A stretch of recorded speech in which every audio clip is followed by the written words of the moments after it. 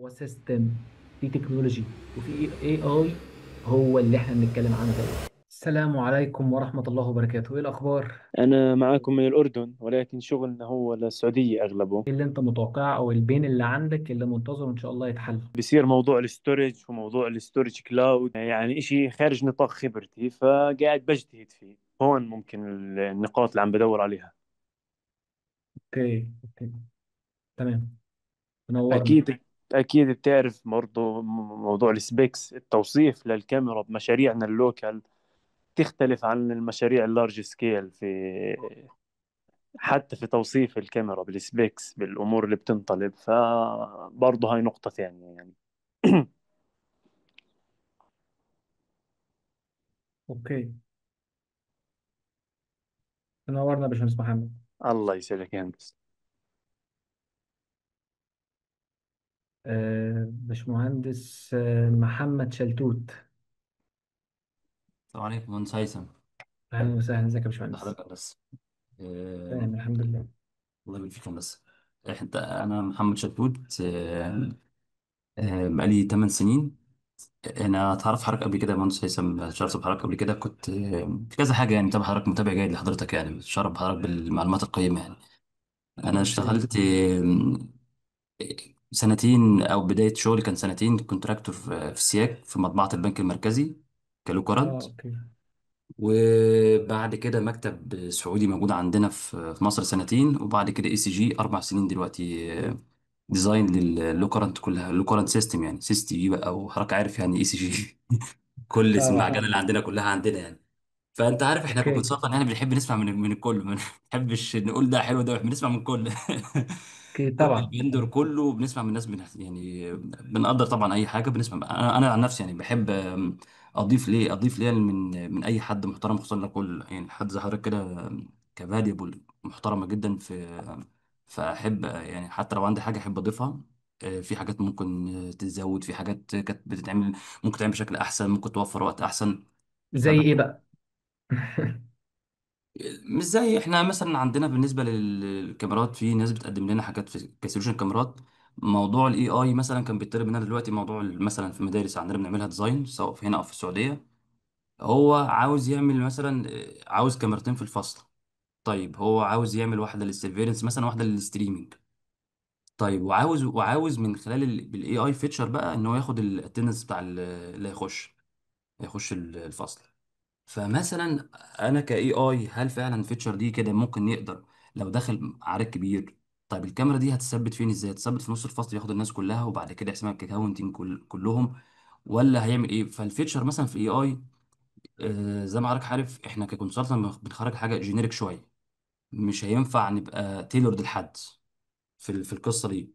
فبحاول مثلا يعني انا في كاسبيكس هعمل لها ابديت في مشروع ولا حاجه، فبحاول اشوف الجينيريك عند الناس كلها، او ايه الفيتشر الموجوده عند اكس وواي وزد، بحيث ابقى اخرج في السبيكس تبقى الموضوع يعني فير، مش تailored لاي حد. مثلا ده مثال بسيط يعني. ففيتشر الاي اي والاناليتكس، طب انا عاوز ازود حاجات في السبيكس دلوقتي، بس في نفس الوقت ما مم. اكونش تailored لحد. عاوز اسمع من كله. عند اكسس ايه، انا شفت الفرق اللي بعته اللي هو بتاع اكسس ده، محترم جدا. قوي. اه, لا، حاجه محترمه جدا. بس في نفس الوقت المهندس هيثم يعني ما ينفعش اخد منه انت عارف حضرتك الكلام بعنايه شديده جدا، بحيث ما نكونش تقدر لحد يعني. فاشوف اكسس، اشوف عند بوش، اشوف عند كله ونسمع، بحيث برضو في الاخر لو هخرج حاجه تبقى نتاكد ان دي لا عند ناس كتير، احنا ما قفلناش الفيندور ليست على حد معين. اوكي اوكي اوكي. ده يعني يعني بتبقى ممكن، ده اعتقد دي الترند بالنسبه لنا احنا ككونسلتنت، ممكن نضيف حاجات الاي اي، هنضيف ايه بالظبط؟ وده موجود عند مين بالظبط؟ عند كذا حد ولا احنا قافلينه على حد؟ طبعا طبعا. بس لا فده يعني هو ده يعني نقدر نقول الكونكلوجن اللي انت محتاجه من الكورس ان هو يعمل لك ريفرشمنت كده، تعرف ايه حتى على من قديم المواضيع ماشيه ازاي. وفي نفس الوقت برضو نشوف النهارده السوليوشن الجديده، مين الفندرز، نشوف مع بعض عامله ازاي. خلي بالك برضه بتتكلم في حته كاستمايزد قوي، يعني اللي هو مين عنده ايه بالظبط. طبعا احنا هنبقى بنتكلم في القصه ديت واحنا ماشيين في الكورس، لان في حته برضو في الكورس هتبقى يعني فيها مرونه شويه، ان حد مثلا عنده كيس معينه هيشير معانا الكيس ديت، سواء عاوزها 1 تو 1 او يعني وسط الجروب، وانا بفضل وسط الجروب عشان كله يستفيد. ونبدا لايف كده حتى مع بعض، نقول والله الموضوع دوت يتهندل بالشكل الفلاني، كانها زي جوه التريننج في كمان كونسلتيشن يعني. اوكي، وهو كل واحد بقى على حسب إيه. مم. ازاي يقدر يطلع باكبر استفاده ممكنه من اي كورس. يعني دايما بشوف ان الشطاره ان الواحد يكون مجهز نفسه كويس جدا جدا قبل الكورس، ويكون محدد شويه كده جولز ليه عاوز ياخدها الفتره اللي جايه. اوكي، واثناء الكورس بيبدا يسال ويعرف وبتاع، ان بعد الكورس ما انت بتطلع منه بيبقى عندك حاجات كتير طلعت منها، بتبدا تطبق حته حته بقى. يعني بتبدا تطبق حته حته، في حدش بعد اي كورس حتى لو كان سنه بيجي بعد السنه كده انا خلاص بقيت تمام. لا، ده بالعكس، انت المفروض تطبق كل حاجه انت خدتها في الكورس ده. مم. ف ودي بتبقى الفاليو الحقيقيه من اي كورس بالمناسبه، يعني مش الفاليو الماتيريال بس او المعلومات بس، لا، هي فكره ان النهارده انا سمعت في وسط الحاجات اللي سمعتها ديت كان في توبيك او اتنين جداد على وداني، بدات اشتغل عليهم عشان اشتغل واطبق ويطلع نتيجه صح او غلط واعدل. دي بتاخد شويه وقت من كل واحد فينا، بس لازم اتحرك، يعني لازم ابقى ايه، اشتغل اول باول يعني فيها. ده منورنا يا باشمهندس محمد. الله يبارك فيك يا مهندس هيثم، وحضرتك والله يعني بخلاف التوبكس حضرتك فاليو محترمه جدا والله يا مهندس هيثم. بخلاف التوبك يعني، هو التوبك هو ايه؟ انا عن نفسي انا بحب احضر حضرتك اي حاجه ممكن تشارك، سواء سي تي بي او غيره يعني. انت تنورنا الله تنورنا يبارك فيك يا دايما. مهندس هيثم، الله يبارك فيك يا اهم مهندس حاجه هيثم. بس بتحضر معانا كل الحاجات دايما، ولا المهندس محمد التكنيكال حق. بس؟ لا البيزنس امبارح بس ما كملتوش الاخر، بس هسمعه كان امبارح حضرتك يعني خبرات محترمه يا مهندس هيثم، البيزنس والفكره، وكانت حاجه محترمه يعني، بس بصراحه ما كملتوش الاخر، فممكن اسمعه الحركه ان رفعته شاء فاشوف الله، حاجه زي كده. ان شاء الله باذن الله نورنا يا باشمهندس محمد. الله يخليك. حضرتك يا مهندس هيثم. باشمهندس احمد مغربي. مش عارف لو انت بنطق الاسماء صح بس ولا لا. باشمهندس احمد مغربي، معاك المايك.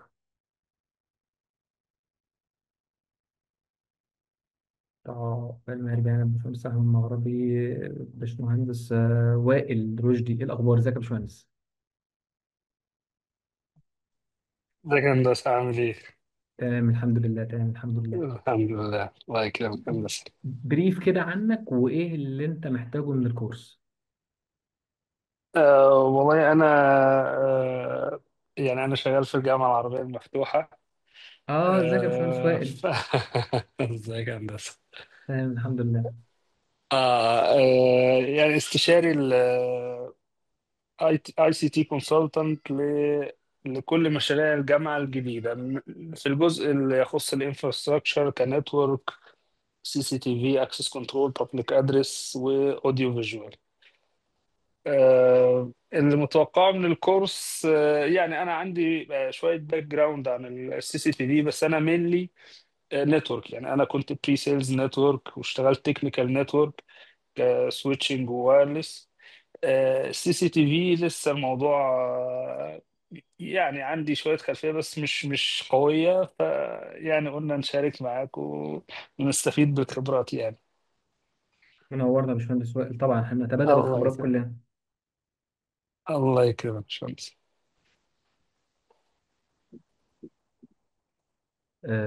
باشمهندس احمد مغربي، جالك المايك تاني.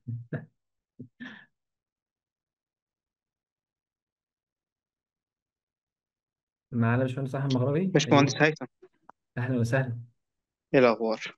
تمام الحمد لله. انا الحقيقه بقالي 5 سنين شغال كنتورك انفراستراكشر باسيف مم. واكتف. والحقيقه بدات الفتره دي عايز اخش في الجزئيه بتاعت البري سيلز يعني، سواء في الجزئيه مم. بتاعت النتورك او السي اس تي في،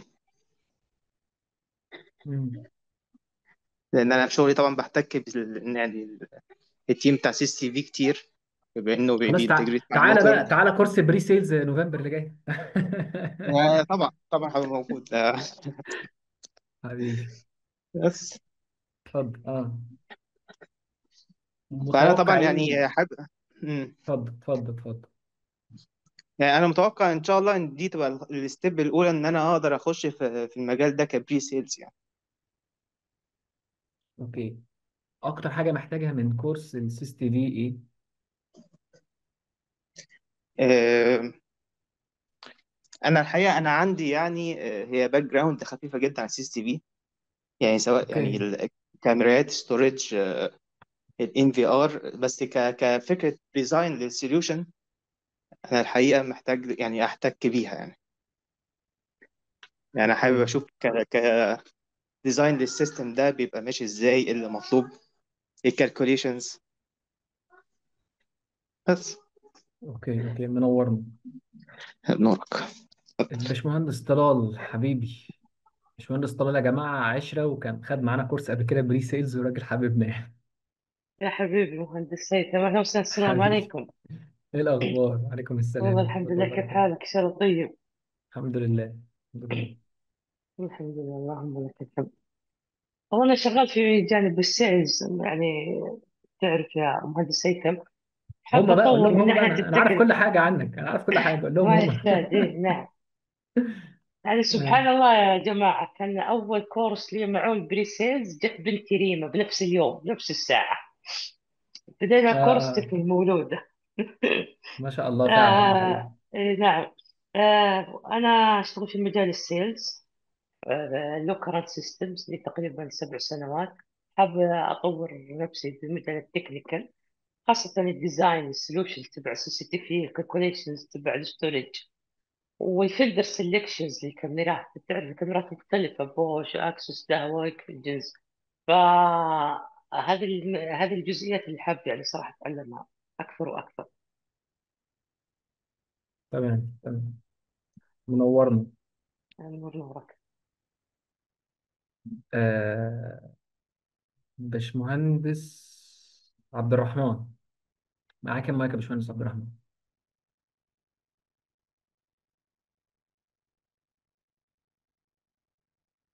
كم راجل على غفلة لسه داخل يعني. طيب. طيب في باشمهندس إيلي تي، يعني ده الاسم اللي ظهر عندي. اتفضل معاك المايك. معك إلي طعمي من لبنان. أهلا وسهلا، يا سلام، أردن ولبنان والسعودية حبايبنا كلكم. أهلا فيك. أهلا أنا وسهلا. أنا بشتغل بدومين الداتا سنتر لو كارنت. أوكي. ما عندي باك جراوند قوية عن السي سي تي في، إنه عفيت أتعلم شو في انفورميشنز. أوكي. عرفت عن طريق الويبينار، عن طريق إيه يا باشمهندس؟ لينكد إن. أوكي. منورنا. باشمهندس عبد الرحمن محمد،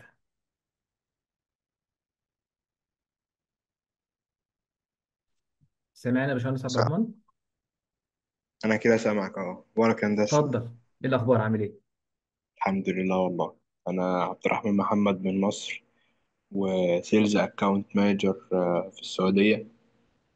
شغال في اللوكرانت سيستم والبي ام اس از سيلز انجن. ثواني بس، ثواني، محمد الشلتوت، انا وانت بس اللي قاعدين في مصر، خلي بالك، ماشي، اتفضل يا باشمهندس. الباقي كله ماشي. يعني الباقي كله جنسيات مختلفة. لا، ما هو في مصريين بس مفيش حد قاعد في مصر غير انا وانت. انا يعني ايه، خلاص يا عايزين مهندس نجمع هيثم، دي بعضينا دي كده. علامة ولا ايه يا مهندس هيثم؟ طيب دي علامة ولا ايه؟ علامة وحياتك، انا عاوز اقول لك حتى كمان عندي ناس في الشغل يلا لسه، بقى ناس الدور كانوا عليكم. و... في ناس عندي في الشغل لسه برضو، كان ربنا يعني جات لهم اوبورتينيتي يعني تانية في السعودية، فربنا يوفق يعني. خير مم. خير، اتفضل يا باشمهندس عبد الرحمن. طب والله انا متابع حضرتك من زمان من على اليوتيوب يا ده انت وكان على قديمه خالص. من ايام ازاي تعمل سايت سيرفي ومن زمان يعني. يا اه. فلما الموضوع بدأ يبقى على لينكد ان بقى، بدأت تعمل سلسلة البروفيشنال، فقلنا يلا بينا نتعلم بقى لايف مع مهندس هيثم بقى. اهم حاجه بس بتستفاد، الدنيا ظريفه معاك، المعلومات واضحه. إن شاء الله. طب الحمد لله. أه. الحمد لله. محتاج ايه، او ايه اكتر حاجه محتاجها في كورس البريسي، في كورس السيستي بي؟ والله الكاميرات بقت كتير و... والصين ضربت الدنيا، فالواحد بقى اوكي. محتاج يبقى عارف وهو قاعد يتكلم مع الاستشاري أو مع المقاول، لما عندنا يقول له اتنين الفرق استشاريين اهو. عندنا اتنين استشاريين. اه بالظبط، لما يقول لي بنتكلم مع بعضينا كلنا. اه. بالظبط ليه أوصف البراند ده وما أوصفش البراند ده. حلو قوي. فالواحد عنده المين سبوت كسيلز كده تفرقه عن سيلز غيره، يبقى عارف هو بيتكلم في ايه ديتيل ده اكتر، مش مضطر يجيب تكنيكال انجينير معاه يكون فاهم عنه. فبترفع عنك الحرج شويه قدام المقاول والاستشاري، وبتعلي من قيمتك ان انت فعلا بتديله قيمه.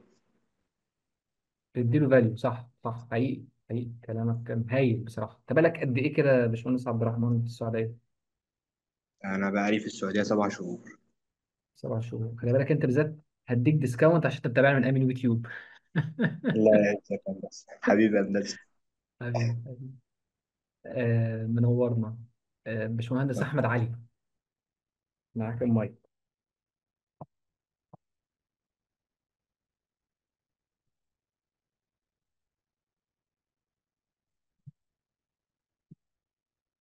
باشمهندس احمد علي، هل تسمعني؟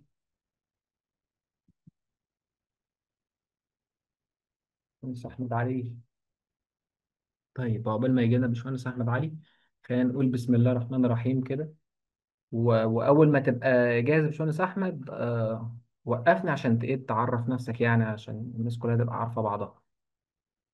يعني نقول بسم الله الرحمن الرحيم. شويه حركات بقى كده.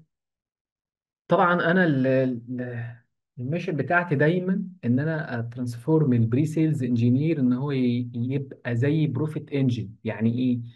شغلانه البري سيلز انا مقتنع بها شديد الاقتناع، لان هو العمود الفقري لاي شركه. وكمان الديماند اصلا زاد عليه الفترات الاخيره. انا عندي قناعه تامه ان الراجل ده مهم جدا. طب الراجل دوت عندهم دايما اشكاليه كبيره قوي قوي، ان هو بيستك فكره البوزيشن بتاعه مع السالري. فبيجي عند مرحله من المراحل كده بيبقى عاوز يشفت لجزئيه البيزنس which is a very good step يعني. بس طبعا بيبدا يكون خد من وقته كتير، ما عرفش ايه اللي المفروض يتعمل، ما جهزت نفسه كويس. فبيتعلم تعليم مش مظبوط كبزنس سكيلز يعني، ويبدا يفتكر ان السيلز ده عباره عن نصب، وعباره ما يعرفش اصلا ان اساس البيع في البي تو بي، وتحديدا في حاجه زي اللايت كارنت هي اساسها التكنيكاليتي.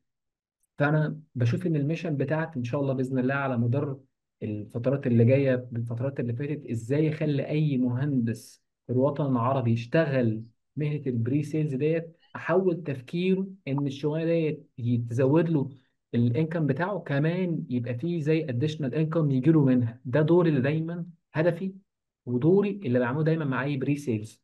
طبعا بقيه البوزيشنز انا ببقى بحبها جدا جدا، نتيجه ان انا عديت على معظم البوزيشنز يعني.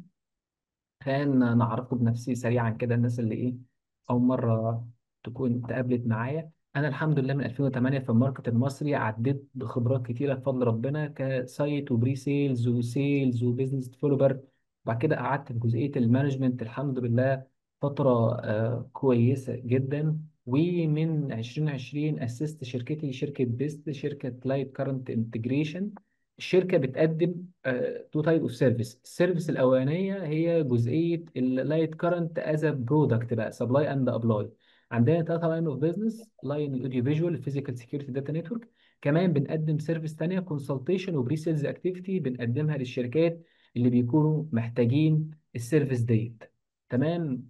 آه الحمد لله الحمد لله يعني ان انا دايما هدفي زي ما كنت وضحت له كده يا باشمهندسين، انا مش مجرد واحد عنده بيزنس وخلاص. انا بشوف ان انا عندي مسج مهمه ان انا اوصل المسج ده لاكبر قدر من الناس، كان ده بقى عن طريق فري كونتنت، كان عن طريق كورسات بقى ريكوردد او لايف ايا كان يعني. عشان في الاول والاخر ما يبقاش مجرد واحد بديليفر المسج وخلاص او المعلومه وخلاص. بشوف ان دي ابسط شيء في الدنيا، اي مدرس يقدر يديليفر المسج ليك والمعلومه ليك. مش هي ديت الفاليو؟ الفاليو ازاي المعلومه اللي انا خدتها النهارده دي تغير في الكارير بتاعي، ازاي المعلومه دي تزود لي البروفيت بتاعي، ازاي الكورس اللي باخده يعتبر انفستمنت فيا، احسب الار او اي بتاعه، ريتيرن اون انفستمنت بتاعته انا النهارده مثلا دفعت في الكورس دوت 10 اكس، حلو جدا. ده كان ايه؟ كان مثلا في 25 في 2025. بعد 6 شهور هجيب فلوسه ولا لا؟ بعد سنه هجيب فلوسه ولا لا؟ هجيب فلوسه بمعنى ايه؟ انا دفعت النهارده 10 اكس، هزود مبيعاتي، هقدر ازود مبيعاتي تعوض لي الرقم دوت، يبقى انا كده ذكي جدا، قدرت برقم بسيط. ماشي، استاذنكم بس اللي فتح المايك يقفله. قدرت برقم بسيط، قدرت برقم بسيط انفست في نفسي برقم يطلع لي العائد بتاعه بشكل كبير اضعاف مضاعفه. ده لو انا سيلز. طب لو انا النهارده راجل استشاري، انا ممكن ااد او انفست في نفسي، وفي نفس الوقت بعد فتره انا ما كنتش اعرف خالص عن البرودكت دوت، كنت او عن السوليوشن دوت، عرفت السوليوشن، عرفت ازاي اسيل السوليوشن دوت. وده مهم جدا حتى لو انا استشاري، مهم ازاي ان انا اسيل السوليوشن دوت، لان انا ممكن ابيعه از سيرفيس، ممكن اشتغل كونسلتنت لناس تانيين. ازاي؟ لما افهم مفاتيح السوليوشن دوت، مش المفاتيح التكنيكال بس، لا، في شويه تاكتكس وتبس كده احنا هنكون بنقولها ان شاء الله في الكورس، هتوضح لك حاجات من جوه المطبخ، تفاصيل تأثر عليك مسافات انا خضتها مكانك.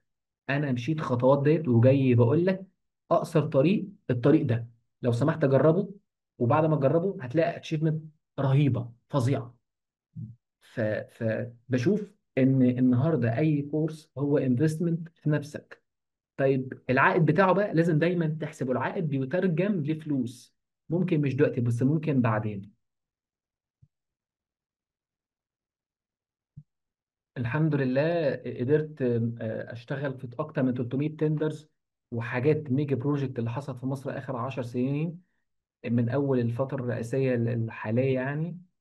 من المشاريع الكبيرة كلها استاد القاهرة، المنصورة الجديدة أو ساعتها يعني العاصمة، مدينة العالمين، فندق العاصمة، استاد القاهرة، محافظة الغردقة، مشيخة الأزهر، تأمين 255 اسم على مستوى الجمهورية، عديد من الجامعات، العديد من الأماكن. الحمد لله الحمد لله بفضل ربنا قدرت أشارك متحف مصر الكبير اللي هو يفتتح كمان كام يوم، قدرت أساعد زمايلي في الجزئية ديت. وكمان من حظي الحلو الحمد لله الحمد لله يا رب، من أول ما قررت من أقل من سنة إن أنا كمان يبقى في حاجة نعملها كمان للناس كجزئية منتورز أو تريننج أو كونسلتيشن، ده خلاني أتعرف على إخواتنا في الوطن العربي بشكل أكتر، من السعودية ومن فلسطين ومن الأردن ومن سوريا ومن بلاد كتير الحمد لله. وادي النهارده حد معانا من لبنان كمان منورنا طبعا.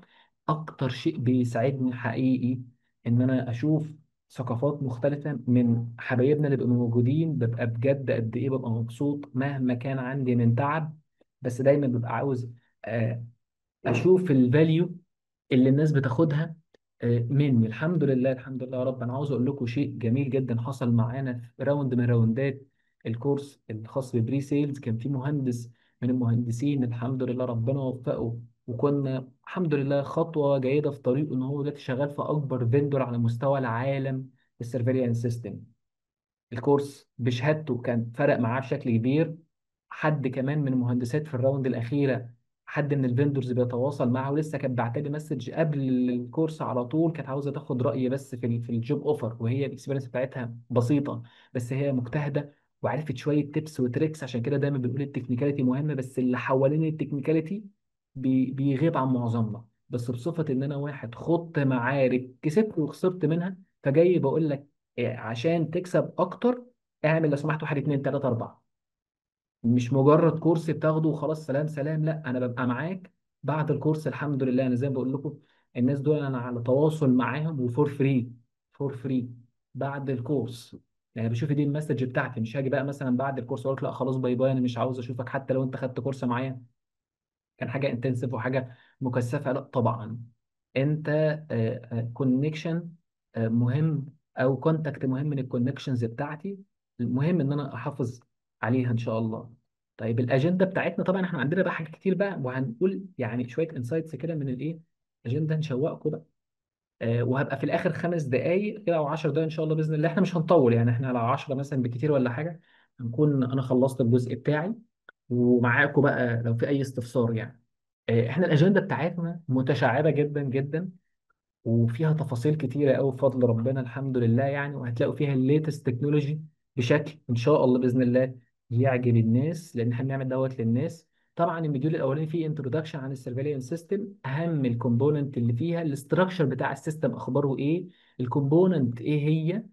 بنبدا بقى الريفوليوشن اصلا من زمان، الانالوج بالهايبرد بالاي بي بدانا امتى، ايه نظام الهايبرد دوت، مين بيقدمه، هل موجود مش موجود، الاي بي تطوراتها ايه، انواعها ايه.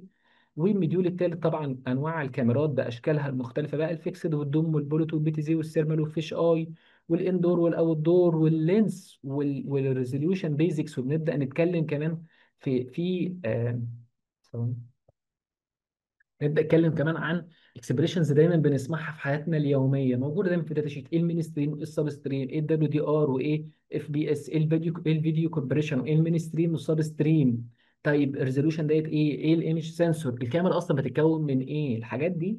انا كراجل استشاري او كراجل تكنيكال مهم. طب لو انا راجل سيلز، هي مش مانداتوري بالنسبه لي، بس لو عرفتها بقت اد اون بالنسبه لي. لما اقعد انا كراجل سيلز وبسيل السوليوشن، ان احنا خلاص ما بقاش في حد بيسيل برودكت دلوقتي، هو سوليوشن. ادخل على اي ويب سايت، اختار زي ما انت عاوز، اختار زي ما انت عاوز، حتى حاجه كده عشوائيه، هتلاقي ان هو كله بيبوزيشن نفسه از سوليوشن بروفايدر او سوليوشن مانيفاكتشر للسوليوشنز يعني. فاختفى عصر البوكس، اختفت الموضوع ده خالص. وتحديدا كمان في الفيزيكال سيكيورتي، نقول ايه، التكنولوجي ترند موجوده عندنا بمنتهى القوه. ومحضر لكم شويه حاجه كده برضو هنعدي عليها سريعا النهارده في الاخر باذن الله، تبقى ظريفه قوي برضو تعرفوا هو الماركت اخباره ايه. يعني احنا النهارده فعلا بننفست في الاتجاه الصحيح؟ هل اختياري لكورس سيست في دوت، او ان انا احضر حتى نص ساعه ولا ساعه من وقتي واسمع ويبينار عن كورس سيستم في، هل ده انا كده ماشي اون تراك، ولا لا ده سيستم في ده خلاص بقى اولد سكول بقى واولد فاشون وهو خلينا بقى في الجديد؟ انا جاي بقول لك ابدا، انت في الاتجاه الصحيح، انت بتنفست في نفسك جدا جدا جدا. اقوى سيستم في تكنولوجي وفي اي هو اللي احنا بنتكلم عنه دوت، اقوى حاجه. وده مش كلامي، ده كلام المؤسسات والمجالات العالميه، الناس اللي بتهتم بالتكنولوجي. انت بتتكلم في اقوى سيستم في تكنولوجي، اقوى سيستم في ابديتس. وطالما انت عندك ابديتس يبقى هتلاقي دايما في ديماند، وطالما في ديماند يبقى هتلاقي اللي شاطر سعره عالي. هنتكلم كمان عن فروقات بين الان في ار والفي ام اس باشكالهم بقى كلها، في ام اس باشكالها كلها ان شاء الله باذن الله. ايه هو الفي ام اس، وايه هو الريكوردنج كريتيريا بتاعتي، وازاي اعمل ستورج كالكوليشن. محضر لكم شويه تولز كده تبقى ظريفه قوي تساعدكم ان شاء الله باذن الله لما تيجوا تعملوا الديزاين. اصلا المواضيع يا جماعه يعني بسيطه لدرجه بفضل ربنا، يعني فكره ان انت تعمل ديزاين بسيطه بشكل حقيقي بجد، الموضوع ظريف قوي. وحاجات بسيطة هتعملها هتحس انت قد ايه فارق عن غيرك بشوية حاجات بسيطة. ده انت كمان هتلاقي الأسامة بيفتح، سوري يعني بيفتح بقه ان انا بفتح الحاجات دي ازاي. حاجات موجودة، حاجات موجودة، وكلها كمان فري. تمام.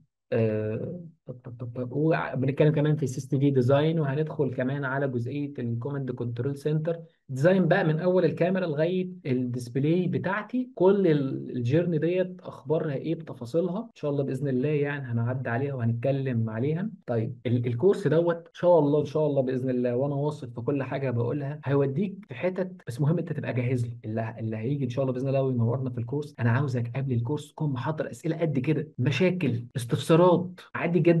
مش معنى ان هم يومين مكثفين فاللي هو لا خلاص، ابدا ابدا. يعني انا برضو هطرح عليكم فكره ان شاء الله باذن الله في الاخر، وتشوف راي الناس فيها ايه، لان الناس اللي جربتها قبل كده انبسطوا بيها جدا جدا. هنقولها في الاخر عشان تشوقكم بقى شويه كده. طب النهارده الكورس ده هيوديني فكره ان انا اشوف السوليوشن من هليكوبتر فيو، مش باصص للي هو الاولد سكول بقى. النهارده دايما ناس كان يجي يتكلم في السيستم دي، يجي يقول لك اصل السنسور، اصل النهارده الانالوج الاي بي، تمام كل ده هنعدي عليه. بس هل ده اللي هيجيب الفلوس؟ لا لا، ده هيخليني مهندس عادي، بتاع سايت عادي، بتاع بري سيلز عادي، سيلز عادي، استشاري عادي. هيخليني انسان عادي جدا انا عارف البيزكس، اللي هو سوري اي حد اي تي بسيط خالص، مع احترامنا للناس الاي تي طبعا، يعني انا بتكلم ان هو دي مش المين رول بتاعته، عارفها. طب انت فرقت في ايه في وسط الكومبيتيشن ديت؟ ان شاء الله باذن الله هتبقى هنتطرق ليها بمنتهى القوه. تمام. هتعرف الديزاين وازاي تقدم البروبوزال بتاعك، هنعدي عليها سريعا طبعا، والتكنيكال سوليوشن وتزود الفرص بتاعتك ان انت تابجريد نفسك في التندرز، وما ادراك ما التندرز بقى. يعني التندرز هي دي الفاليو الحقيقيه اللي بيقادها اي بري سيلز او اي استشاري، اي سيلز، اي حد من الناس اللي موجودين دول، وحتى الناس اللي موجودين على الجروب. اي حد من دول محتاج يفهم يعني ايه تندر، محتاج يعرف ازاي يشتغل. هي دي التاكتكس، هي دي التبس والتريكس اللي هي بتكسبك، مش الكلام الكومن اللي عادي عند اي حد. لا، ازاي تقرا اصلا ار اف بي مهمه قوي، ازاي تكتب ار اف بي. ازاي تكتب ار اف بي هي جينيريك بس في نفس الوقت بتأدي الفانكشن اللي انت عاوزها. انت وصل لك تصور. والجميل هنا ان في ناس ان شاء الله لو هتيجي تنورنا، ناس استشاريين، وفي ناس حاجزه في الكورس اصلا بري سيلز وسيلز. فهيبقى في زي اونلاين ديسكشن كده، مش هقول بانل بقى، اونلاين ديسكشن بقى كده ظريفه. انت كاستشاري بتسمع السايد التاني، والسايد الانتجريتور او السبلاير يسمع الاستشاري. فدي هتبقى ظريفه جدا جدا. تمام، تجهز نفسك لاي اوبورتيونيتي جديده في الجلف يعني، وتبقى فاهم السوليوشنز ماشيه ازاي. في نفس الوقت زي ما قلت تزود من مبيعاتك بشكل كبير. طبعا من ضمن الحاجات كمان اللي هنتكلم عليها جزئيه البراند كومباريزون. هنقارن ما بين اشهر الفندرز، ايه الادفانتج والديس ادفانتج اللي موجوده عند كل واحد فيهم، مين هم، ترتيبهم ايه. اوكي، وماركت اناليسيس كمان. الماركت اناليسيس دي حلوه قوي يا جماعه حقيقي. تمام. الكنترول روم ديزاين زي ما احنا قلنا، الكوست بريك داون، التي سي او، والاندستري ترند. في شويه تول كده ان شاء الله باذن الله، تولز يعني هنبعتها لكم باذن الله. وهيبقى فيه زي ده اللي كنت بقول لكم عليه، بس بما ان احنا بقى مكتوب قدامكم فنعملها زي كيس ستادي كده. بعملها دايما في الكورسات بتاعتي، بس هنا عشان مدة الكورس صغيرة فدي هتبقى اوبشنال. هنعمل زي مشروع تخرج وبيطرح للناس، يعني هنبعته للناس وهنقسمهم جروبس ان شاء الله يعني. تمام، وكل جروب يطلع يقول، وهبقى في ضيوف شرف يجوا يحكموا. هي دايما يعني عادة بنعملها كده تبقى ظريفة، مش تقييم للناس ابدا ابدا، بس هو بنسمع بعض مش اكتر ولا اقل. فدي حاجه بتبقى اوبشنال، اللي هيبقى عاوز يعني يجوين فيها يقول لي ان ديت ممكن يبقى ليها يعني ايه زي يوم كده لوحده ساعه، لان طبعا حضرتك مش هيكفي كل الكلام ده اكيد يعني ودي حاجه بونص انا بديه للناس، ما كنتش اعلنت عنه بس ده بونص يعني. قلت لما نبقى في الويبينار نقوله البونص ان انت هيبقى فيه زي كيس ستادي حقيقيه هتتعرض على حضراتكم.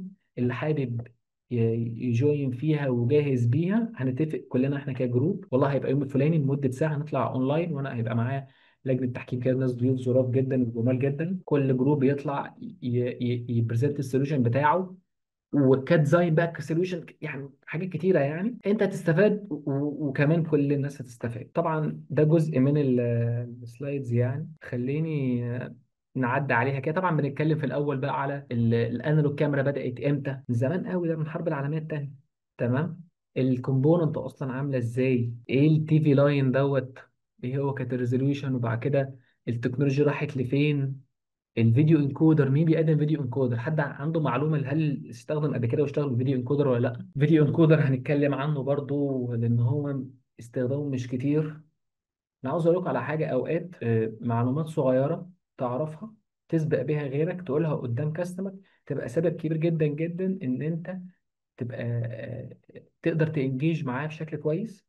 ده لو انت بتبيع. طب لو انت النهارده انت اللي استشاري دلوقتي، معلومات بترميها كده في النص، بتشوف السبلاير او الانتجريتور اللي قصادك عارف ولا مش عارف، هيكمل معاك ولا لا. نقطة مهمة قوي قوي، دي اللي بتبين الانتجريتور دوت واصل لانهي ليفل. وهنقول بقى شوية فيتشرز كده عن الفيديو انكودر، الفيتشرز بتاعته والبنفيتس بتاعته. وهنعدي بقى على الكاميراز كلها بانواعها يعني ده الهيستوري بتاعنا، الجيرني بتاعتنا، انواع الكاميرات كلها، السترينث والويكنس. وبعد كده هنتكلم عن انتليجنت موشن ديتكشنز، نتكلم عن شويه فيتشرز كده حلوه قوي. طبعا احنا كنا بنتكلم عن انواع الكاميرات، وفي تاني التوريت كاميرا، البيزك كاميرا، الهيت سيجنتشر. نتكلم كمان عن الاكسبريشن بروف، هنتكلم عنها انواع كمان بنستخدمها في ايه بالظبط. بناخد احنا الموضوع حته في حته. هتلاقوا ان اول محاضره بتتكلم بيزكس بشكل حاجات كتير ممكن نبقى عارفين جزء منها، بس برضه هتلاقي ان احنا بنعيد التعريف بالحاجات ديت. وبعد كده بنبدا الموضوع تصاعدي بقى، بيبدا الاول نبدا نقول ايه هي الكاميرا اصلا، بدانا ايه، رحنا لفين، الفيتشرز ماشيه ازاي. بتبدا واحده واحده تجمع وحط لك الرود ماب بتاعتك، بحيث على اخر المحاضره لما نيجي نتكلم في الاي اي والسايبر سيكيورتي تقول اه تمام. بس هل هينفع في اول محاضره اقول لك الاي اي والسايبر سيكيورتي من غير اصلا ما تكون عارف ايه هي الكاميرا الاي بي وايه هي مميزاتها وايه الكومبوننت بتاعتها؟ اكيد لا. يعني اكيد صعب جدا هاجي اقول لك الايدج كومبيوتنج مثلا فيرسز الكلاود اناليتكس، ايه شايف ايه افضل من ايه؟ ما انت مش عارف البيزكس، او عارف البيزكس ونسيتها، او في حاجات عاوز تعملها ريفرشمنت، يعني عاوز تسمعها بشكل مختلف وتعيد سماعها على نفسك. فهو الكورس هيبقى واخدك كده في حته حته، بازلز بنجمعها مع بعض بنكونها لغايه الاخر ان شاء الله. الايفوليوشن بتاعتنا، الفريم بير سكند والدبليو دي ار والفيديو كومبريشن وكل واحد عنده ايه، والباندويتس بتاعتنا، الكريتيريا بتاعتها واللينس، وكل الفيتشرز اللي احنا بنتكلم عنها ديت، الاناليتكس والفيتشرز بتاعت الاناليتكس وكل بقى نتكلم بقى جوه هيك فيجن، جوه اكسس، جوه بوش، الاخبار بتاعتهم ايه، مين قوي. بصوا الحته دي بقى، لسه كنت بعمل انترفيو النهارده لحد من بري سيلز. خلي الحته ديت ايه رايكم ندردش فيها دلوقتي؟ يعني لو تفتحوا المايكات عادي ندردش فيها، ده مش سؤال يعني في امتحان. من وجهة نظركم ايه الفرق بين اكسس وهيك فيجن؟ ازاي؟ وهفاجئكم ازاي اكسس 3 اضعاف هيك فيجن كسعر او ضعفين، وهي برضو من ماركت ليدرز سو فار. تفتكروا يعني اكسس وهيك فيجن شايفينهم ازاي الاثنين قادرين يكمبيتوا بعض برغم ان هيك فيجن ارخص بكتير من اكسس؟ لا، هو الفكره يا مهندس هيثم، الكلاينت كمان عنده مشكله في موضوع الكوست دلوقتي. دي نقطه بتقابلنا كتير قوي، ان هو عارف ان اكسس احسن. يعني هقول لحضرتك موضوع النيما 4 اكس مثلا مثال.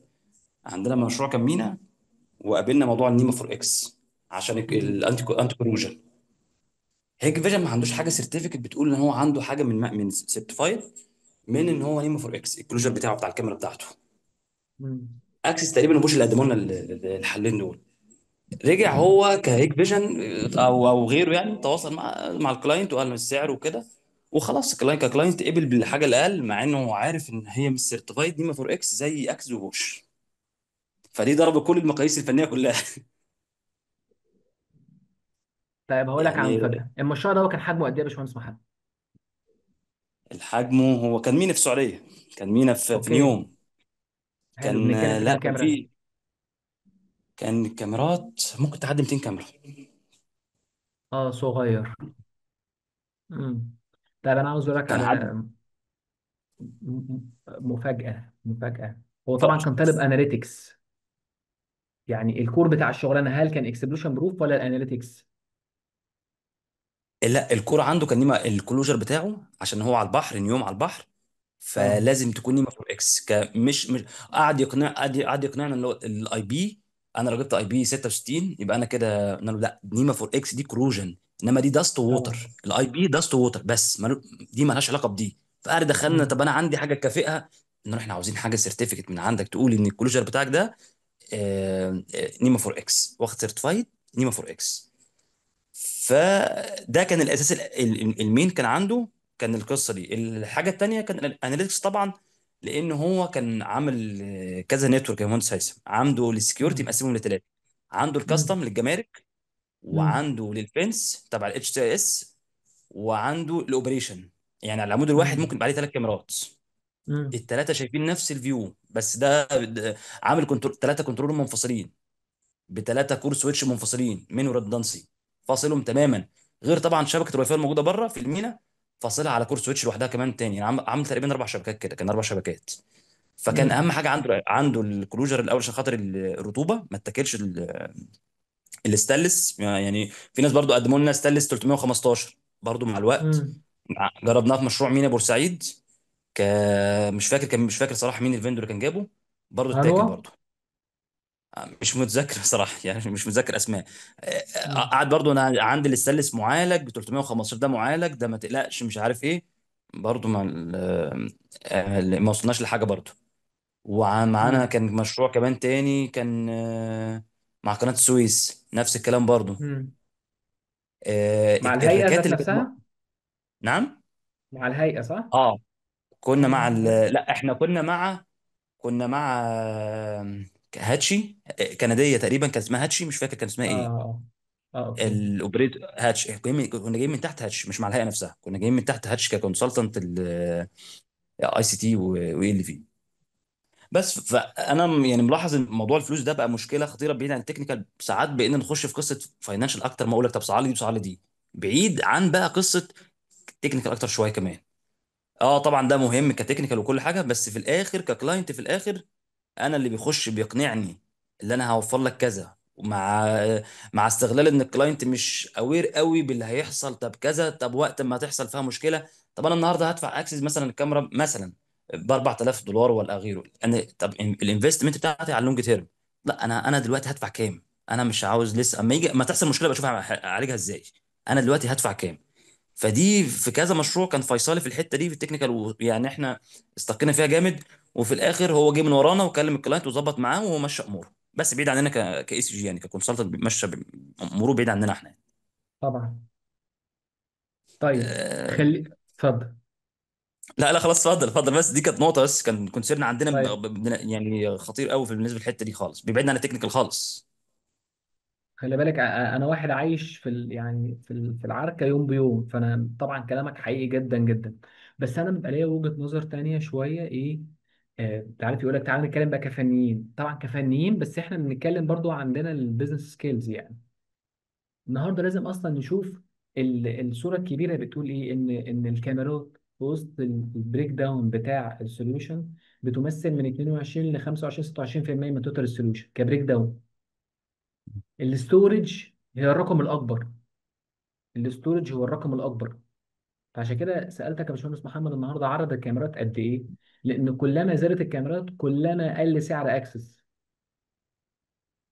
امم. ما اعرفش حد فيكم دخل على الويب سايت بتاعهم ولا لا قبل كده. الناس يا جماعه عاملين شويه تولز عبقريه، عبقريه. بيقول لك لا انا لا بسهل عليك اهو. التولز عنده رهيبه فعلا، عنده سايت سيميوليشن للسايت كمان، ترسم له السايت وتدخل له احنا، رهيبه فعلا. بالظبط بالظبط. فالنهارده لازم ابقى انا اصلا شايف توتال السوليوشن عامل ازاي. دي رقم واحد. رقم اتنين، الجزئيه بتاعت الاستورج، هو دايما اكسس بيلعب على الاستورج. هو اساس. بص خلينا نقول كده حته السؤال اللي انا كنت سالته نقول لكم من شويه، او يعني كنا بندردش فيه من شويه. النهارده اكسس هي كانت مبنيه على الايمج كواليتي اساسا. هي كان الابروتش بتاعها من اول ما بدات سنه 96 كماركت ليدر في الجزئيه ديت، هي دائما ابدا كانت بتزق نفسها از ماركت ليدر واز ايمج كواليتي. دايما احنا بنقدم افضل كواليتي، دايما احنا بنقدم افضل كواليتي. طب هيك فيجن بوزيشن نفسها بايه؟ مش بان هي ايمج كواليتي خالص. انا عندي بورتفوليو واسع، انا فليكسبل جدا جدا، انا راجل كوميرشال، وانا راجل اسعاري تمام. وكمان هتيجي تلاقي عندي كاميرات، وهتلاقي عندي اكس كنترول، وهتلاقي عندي انتروجن، وهتلاقي عندي ديسبلاي، وهتلاقي عندي كيبلز، وهتلاقي عندي سويتشز. مش تخرج من هنا غير لما اكون شاري. اوكي اوكي. طب حد هيجي يقول لي دلوقتي، وده السؤال اللي كان في الانترفيو، قالت لي طب يا باشمهندس، طب ما هو هيك فيجن عندها اي اي. بس لا ثواني، احنا كده بنتكلم كلام من فوق الوش، كده كلام من فوق الوش. ما هو كله عنده اي اي، هو كله عنده اي اي، طب وكله عنده سايبر ايه اللي موجود فيه سيكيورتي. امم. بالظبط. والاكيورسي بتاعته عامله ازاي؟ البروسيسنج امم. والايدج موجود على ايه؟ البروسيسنج موجود على ايه؟ تفرق جامد جدا جدا طبعا. جدا. في حد بدون فانت ذكر يا مهندس النهارده هيثم يعني بقى لنا حضرتك في الحته دي، جاب لنا بوكسات لما حسبنا له الحسبه بتاعته، جاب لنا راك بوكسات قد كده يعني. وحد تاني كان نص بوكسات كانت الاستورج، كان نص راك تقريبا، وواحد ماله لنا كله كامل. اهو دي بتفرق بشكل غير طبيعي. الباور كونسامشن بيفرق، الباور كونسامشن بيفرق.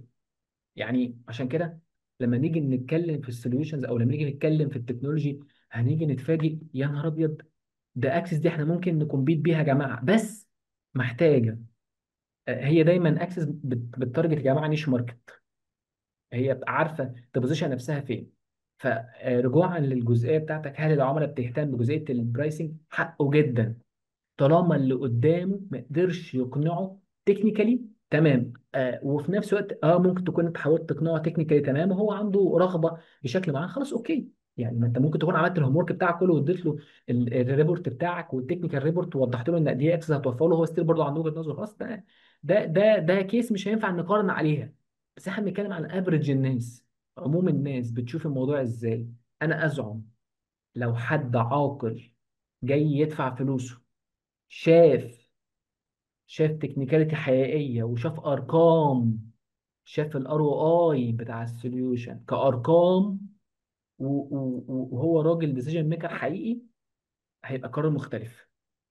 يعني الجيم هو ميكس ما بين تكنيكال وبزنس. هل انت كبزنس كمان وصلت للديسيجن ميكر؟ ممكن يكون هيك فيجن سبق حد مثلا ووصل للديسيجن ميكر، والمواضيع عزموا في ايفنت، عزموا فبالتالي الموضوع اتاخد في واي تاني خالص.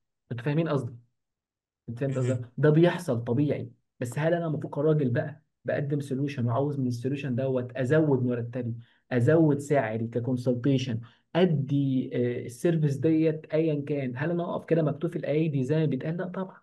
ده انا افهم اساسا الابروتش بتاع هيك فيجن ده ايه، الابروتش بتاع ده وده ايه. مش تاني اللي مش هيك عمر يا جماعه ما الداتا شيت هتكسبني. يعني الكلام ده كلام، يعني ده كلام قديم جدا. انا لازم ابقى عارف التكنولوجي ترند ايه اصلا الفتره اللي جايه، وابقى عارف مين من الفيندورز اللي هيأدبت نفسه واللي بيكوب معاها، وايه مشاكل في الريجون بتاعنا او في المينا ريجون بتاعتنا، الارقام عامله ازاي. طب هي دي علاقه بالتكنيكال؟ اه طبعا ليها علاقه بالتكنيكال. لما اروح اعمل تكنيكال برزنتيشن لعميل واحط له حاجه شبه كده، هنا افتح لكم حاجه سريعه كده. بنتكلم على شايفين كده يا باشمهندسين؟ اه تمام مهندس. انا حرقت لكم الكورس كله. ميدل ايست مثلا، ماركت اناليسيس، تمام. بنيجي نقول في المينا ريجون اصلا الارقام اخبارها ايه. فبيقول لك ايه؟ بيقول لك 4.5 مليار دولار في 2025 كانت. بتكلم على الحجم في المينا بتاعتنا، في الجزئيه بتاعت السيرفيلنس وتحليل السيست دي كان اخبارها ايه. بيقول لك اتباع ب 4 مليار ونص في 25، كان 6 وهيبقى 6 ان شاء الله باذن الله في 30. السعوديه في السيس تي في باعت في 24 ب 372 و8 من 10 مليون دولار. اوكي. 2033 المفروض هتبيع بمليار و678 مليون دولار. اوكي. الجروس بتاعها بنتكلم فوق ال 16% في الفتره الاخيره السعوديه. الماركت اصلا في 23 بص كان عامل ازاي، وفي 30 كان هيبقى كام. يعني في 23 بيقول لك 222 مليون دولار، وفي 30 هيوصل ل 930 مليون دولار. انت متخيلين؟ يبقى اذا احنا في جروس هيحصل في الجزئيه ديت. يبقى انا النهارده انا في الرايت واي، انا باخد كورس مش قديم. هتيجي تقول لي في كورس قديم وكورس جديد؟ اه طبعا. اه طبعا. النهارده في الارم، يعني قد ايه سيستم مهم. سيستم مهم حقيقي بس سيستم قديم. مفيش تكنولوجيا يا جماعه، مفيش تكنولوجيا خالص خالص. احنا الفاير الارم بقى لنا فتره شغالين بنفس الادوات بتاعتنا. بالمناسبه حجم الطلب عليه ما شاء الله كبير جدا، عشان هو بس ايه، عشان هو شيء اساسي موجود في كل حته، بس مش عشان التكنولوجي، عشان ده لايف سيفتي. ده في ده سيفتي. لايف سيفتي بالظبط. بالظبط. لكن تعالى قارن بقى السيس تي في. يعني النهارده واحنا بنتكلم، وده مش كلامي، ده كلام الاجانب. عدد انظمه السيست اللايت كارنت وصلت ل 22 23 سيستمز. متخيلين نسبه السيس تي في حجمها وورلد وايد؟ بنتكلم 25 28%. واو. السبيشال سيستمز 5%. سبيشال سيستمز اللي هو ايه، الميرسي كول بقى، ماستر كلوك انتنا، الام اي تي في او الاي بي تي في، يعني الحاجات اللي هي كده، يعني ديسيبل الارم، حاجات يعني السبيشال سيستمز. اوكي. فالشاهد من الكلام ان مهم الاناليسيس دي تبقى دايما في ايدينا، حتى لو احنا بنتكلم تكنيكال، لان الارقام دي اللي بنخرج منها بعد المحاضره. يعني دي بنفتكر ده احنا شفنا تشارت وشفنا احنا فين وكنا فين وهنبقى فين. عارفين ازاي؟ ف الميكس ده، الحلو ده، ده اللي بيخلي واحد يقدر يقول الكونسلتيشن بتاعتي ب 10 اكس، واحد تاني بيقول لك انا ب 2 اكس. بصوا هتلاقيني طول الوقت حريص، مش على التكنيكاليتي بس، انا بتكلم بمنتهى الامان. انا حريص الناس اللي تيجي تاخد التكنيكاليتي، بس دايما هنربطها بالبيزنس، دايما هنربطها بالفلوس، لان احنا بنقول احنا هنعمل انفستمنت في نفسنا مش مجرد كورس يعني. تمام. ولا يهمك، اهم حاجه بس اللي باكد ان انت موجود معايا. طب المهندس تي مين؟ هل عرفت نفسك ام لم تعرف؟ طيب. آه، بقيه الناس الصوت واصل والامور تمام. تمام يا مهندس هيثم، تمام. 100%. يعطيك العافية. طب معلش، مهندس تي معلش الاسم ايه؟ دخلت من 10 دقائق، مين بقى؟ منورنا انت دخلت من 10 دقائق. عبد الرحمن. انت عبد الرحمن اللي كنت معانا في الاول؟ طلع بكذا شكل عبد الرحمن. انت عبد الرحمن السيلز المصري في السعوديه صح؟ شفت بقى. طيب لا لا يا باش مهندس، أنا عبد الرحمن واحد ثاني لسه جديد يعني. اهلا اهلا. ف نكشتك انا صح؟ قلت لك دي فانت هي دي اللي خيرك تفتح المايك. فلسه دوبي دخلت، فماني معكم يعني بالضبط، فنلحق على الباقي إن شاء الله. طب سريعا كده عرفنا بنفسك عشان احنا بنعمل نتوركينج وكلنا عاوزين نتعرف على بعض، فقول لنا يعني مين اللي مش مهندس عبد الرحمن. معك عبد الرحمن عبد الله. أنا شغال يمني، شغال في السعودية. كنت شغال سايت انجينير، وحاليا في مطارات الرياض. ومن الأشياء اللي اشتغلناها سيس تي في وأكسس كنترول، كان تبع انفكسيوم البراند. ف... مم. وحاليا أبحث عن عمل. ايه مستنيه من الكورس؟ مستني الكورس إنه أختم السيس تي في بشكل عام، من فوق الوش. المرحلة الأولى من السبلاير إلى ما إنه يكون يعني الأوبريشن والإنستليشن وكل شيء يعني. عندي معلومة عن السي تي في. المشروع اللي اشتغلت عليه سابقا ما كان بالحجم الكبير، يعني كان هو زي ستاند الون، ما هو انتجريتد اوكي. مع أي، ما هو مرتبط بأي نظام آخر يعني. اوكي. فعشان كذا إن شاء الله إن الكورس هذا يغطي هذا الجانب. انا مبسوط قوي قوي ان احنا معانا حد من اليمن وحد من لبنان وحد من الاردن وحد من السعوديه. واصلنا كام بلد عربي كده، ونبقى ان شاء الله باذن الله جمعنا الامه العربيه. فكنا بنتكلم، منورنا يا باشمهندس عبد الرحمن. فاحنا بنتكلم ان جزئيه الاي اي برضه دي مهمه جدا. يعني مثلا في حاجه اسمها اكو سنس اللي موجوده في هيك فيجن حقيقيه. في دي لما تيجي تقارنها هيد تو هيد مع اكسس تحديدا الفيتشر ديت، لا هيك فيجن اقوى، بتدي اكيورسي اعلى من اكسس في دي. يعني طبعا هو مش في كل الاناليتكس يعني هيك فيجن اقوى، بس تحديدا جزئيه الاكو سنس ديت لان هي شغاله بالديب ليرنينج، فالاكيورسي بتاعتها عاليه قوي.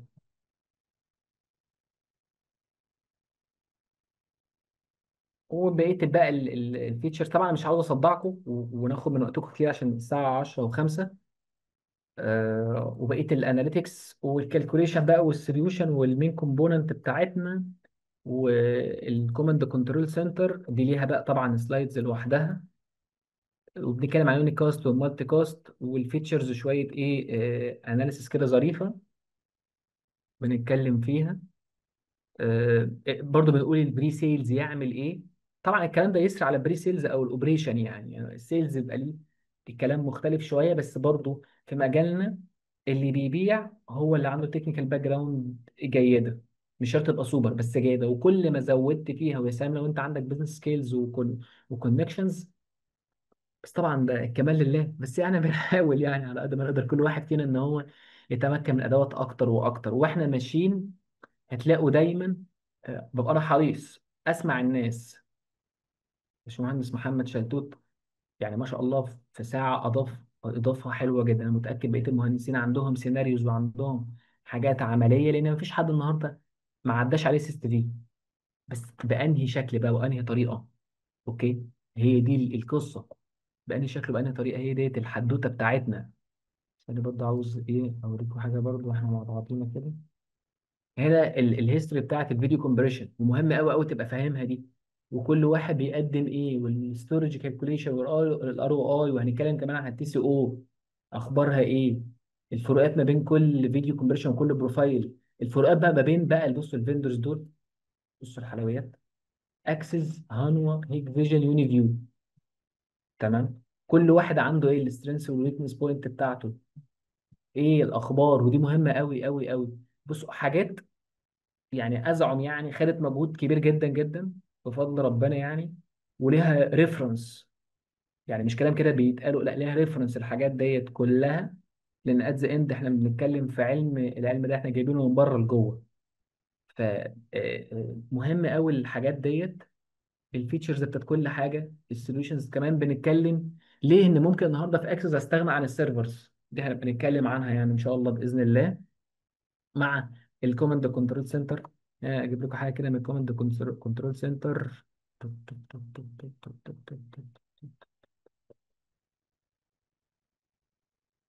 اه والسويتش بقى والفيتشرز بتاعته، اشهر السويتشات، والسوليوشن اوفر فيو، الريد اخبارها ايه، داتا بروتكشن، انواع الهاردات، الاي اي فيتشرز بقى كلها، الانتجريشن برضو بنعدي على الانتجريشن حبايبنا بتوع الانتجريشن، كنترول روم، ايه الحاجات اللي هتبقى موجوده. هنقول شويه حاجات في الكنترول روم لان انا واحد اتعصرت في مشاريع الكنترول روم وكوماند كنترول سنتر، اللي دائما الناس بتهتم بكل حاجه الا الكنترول روم بتفاصيلها. الناس بتاع سي جي هتبقى عارفه الكلام ده كويس جدا.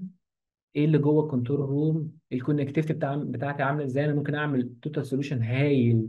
اجي عند الكنترول روم ابقى بطه بلدي كده، ابقى مش عارف هي الشات. طب الكونكتيفيتي عامله ازاي، كام انبوت وكام اوتبوت، هتوصلهم ازاي، الستريمنج عامل ازاي، الابلينكات عامله ازاي. تفاصيل كتيره قوي هنبقى نتكلم عنها ان شاء الله باذن الله. يكمل السوليوشن بتاعنا، تكمل الكونفجريشن بتاعنا. او هنتكلم وهنعدي برضو على مشاريع حقيقيه يعني موجوده هنا في مصر وفي السعوديه، آه ونتكلم عنها وكده، لان معظم الناس ما شاء الله في السعوديه.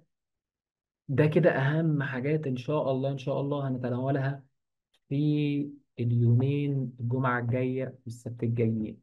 انا معاكم لو عنده اي استفسار، ومعلش طولت عليكم.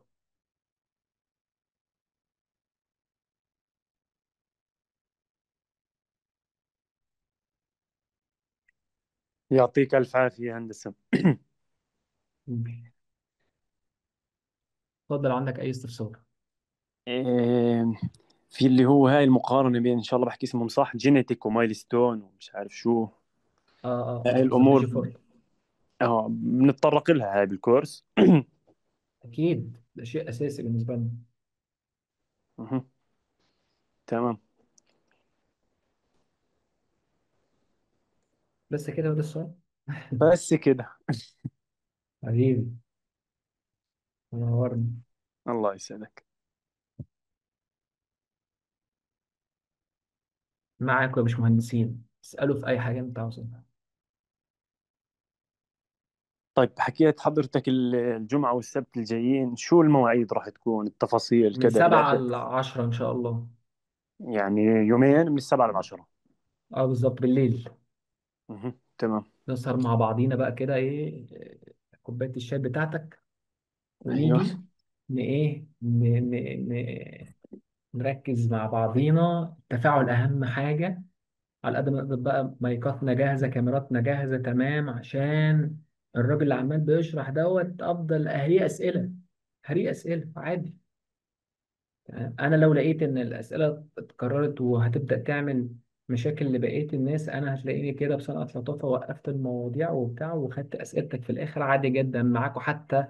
يعني دايما الاسئله كيو اند اي دي يعني حد عنده استفسارات بنخليها بقى خلاص للاخر، ونعيش يا باشا مع بعضنا. إن شاء الله على بركة الله. طيب وكورس البري سيلز بعد هذا؟ كورس البري سيلز ماله؟ يعني هلا الآن السي سي تي في جمعة سبت، البري سيلز متى راح يكون مواعيده وكم لا ده يوم في عفوا؟ نوفمبر بقى، ده في نوفمبر، لان انا الاجنده يعني مش عاوز اقول لك عامله ازاي. في نوفمبر ان شاء الله. إن شاء الله إن شاء الله. ان شاء الله تمام، باذن الله. يعطيك ألف عافية. حبيبي حبيبي.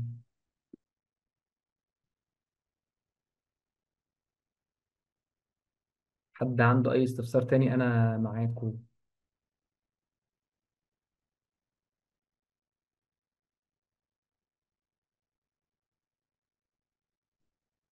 طب خلينا نعدي على حد كده، ممكن يكون اسمه مكسوفة. باشمهندس ادهم، اخبار الدوشه ايه؟ يقول لك احنا اللي عملنا الدوشه دي. قول لي عندك اي استفسار اكتب لي. لو في باشمهندس محمد شلتوت. تمام يا مهندس هيثم، ربنا يبارك فيك. تمام يا مهندس هيثم. تمام، تمام لا كله زي الفل تمام. الحمد لله. باشمهندس وائل. لا تمام. تمام برضه هندسة، إن شاء الله وإحنا في الكورس يبقى فيه شوية حاجات كده بإذن الله. ان شاء الله باذن الله. باشمهندس احمد مغربي. لا، الواحد إن شاء الله متشوق للكورس يعني. ان شاء الله باذن الله منورنا.